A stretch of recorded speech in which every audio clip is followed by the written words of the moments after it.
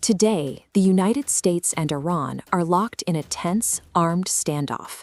But decades before the missile strikes, they were the closest of allies. The fracture between the two nations started with oil. In 1951, the Iranian government decided to nationalize its petroleum industry, taking the massive profits back from British and American extraction companies. The man who drove this policy was Prime Minister Mohammad Mossadegh.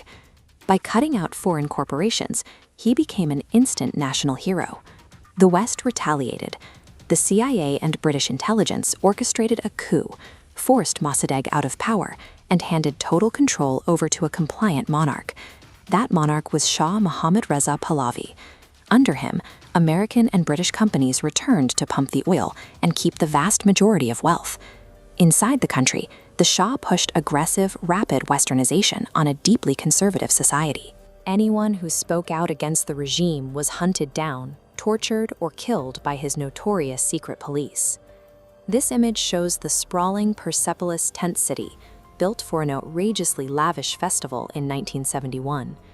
The Shah spent millions hosting foreign dignitaries, pouring money into the desert, while ordinary citizens struggled with extreme poverty. Foreign corporations drained the natural resources, and a brutal secret police silenced the public. That combination built an explosive pressure. The voice of the resistance came from a religious leader in exile, Ayatollah Khomeini. He smuggled speeches on cassette tapes into the country, galvanizing the public against the regime. By January 1979, the protests consumed every corner of the nation. Facing massive strikes and millions of angry citizens, the Shah abandoned his throne. A month later, Ayatollah Khomeini returned to Tehran. Millions of people fled in the streets to welcome him, cementing the total collapse of the monarchy. The new regime immediately dismantled Western cultural influence. Dance halls and bars were shuttered, and the country was declared an Islamic Republic, governed by strict religious law. The situation escalated in late 1979 when the Carter administration allowed the exiled Shah to enter the United States for cancer treatment. The Iranian public viewed this as the U.S. protecting a criminal who owed them a trial.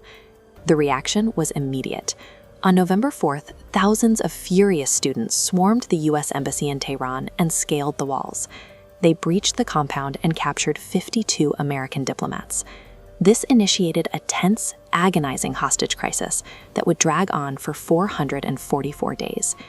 The world watched as representatives of a global superpower were paraded blindfolded through the streets, enduring constant psychological torture.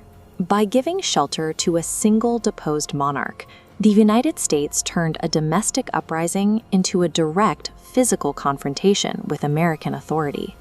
The U.S. response started with economic warfare. Washington froze $12 billion in Iranian assets, but the financial squeeze did nothing to compel the release of the hostages. With an election looming, President Jimmy Carter faced intense scrutiny. Every passing day damaged his political survival and the country's global standing. Out of options, Carter authorized a highly classified, desperate military gamble, Operation Eagle Claw. The logistics were incredibly complex. Without nearby land bases, U.S. forces launched from an aircraft carrier, bypassing mountainous terrain to a remote desert spot, Desert 1. 6 transport planes and 8 helicopters flew low to avoid radar, converging to refuel before moving on Tehran. Relying on multi-stage logistics in a hostile, unpredictable environment meant a single mechanical error or weather event would collapse the entire operation. The environment struck first. Severe dust storms blinded the pilots in the air. By the time they reached the ground, hydraulic leaks and failing instruments had crippled 3 of the 8 helicopters. The mission required an absolute minimum of 6 operational helicopters to carry the troops and hostages. Down to just 5, the commanders on the ground made the agonizing call to abort.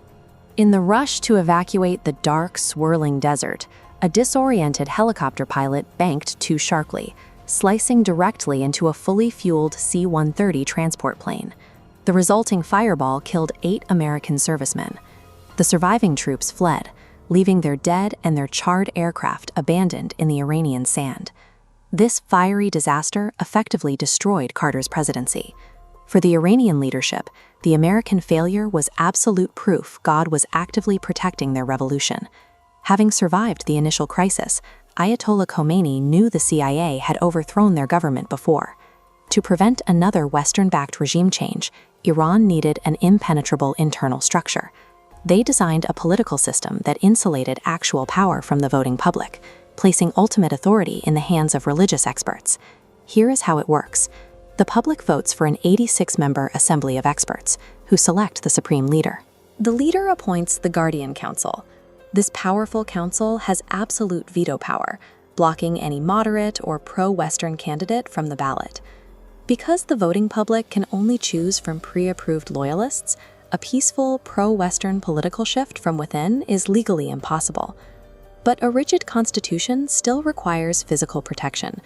Khomeini did not trust the old National Army, knowing many of its officers had been trained by the United States. So the regime built a parallel military, the Islamic Revolutionary Guard Corps, or IRGC. Their explicit job is to defend the ideology of the revolution itself, rather than just the national borders. The IRGC operates with a fierce anti-Western ethos. They are a dedicated, deeply ideological force that anchors the state against any foreign invasion.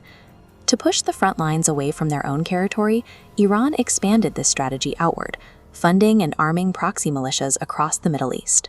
By supporting groups like Hezbollah and the Houthis, Iran created a sprawling network of asymmetric warfare, ensuring conflict with Tehran instantly spreads across multiple borders. From orchestrating a coup for oil profits to triggering a massive public backlash, decades of foreign intervention pushed Iran to build an impenetrable, militarized state.